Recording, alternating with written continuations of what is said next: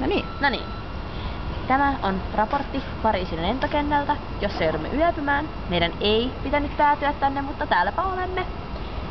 Kello on 11 illalla. Meillä lähtee aamulla toiselta asemalta luonnollisesti yhteys Milanoon, josta meillä ei ole mitään tietoa eteenpäin. Ja nyt Sara voi antaa tarkempaa tietoa siitä, mitä täällä on tapahtunut. No niin, eli meillä on ollut varsin vaiherikas reissu. Me ollaan siis käytetty aivan vääriä junia, myöhästyttiin tosiaan junasta ja lähdettiin monen mutkan kautta tänne. Ollaan nähty paljon zombeja, muun muassa matojuna. Mato on meidän jumalasta, kuljettaa semmonen matorapsastaja. Se on oikeesti noita kärryjä, joita viedään ja tekee semmosia hauskoja liikkeitä. Se on mun suokkari.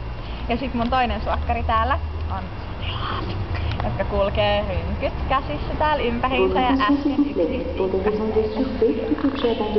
ja sit me nähtiin kans Kingsley.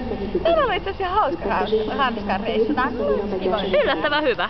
Kaikki sedät on ollut tosi hauska ja yksikin joutui valvomaan meidän unta koko yön ajan.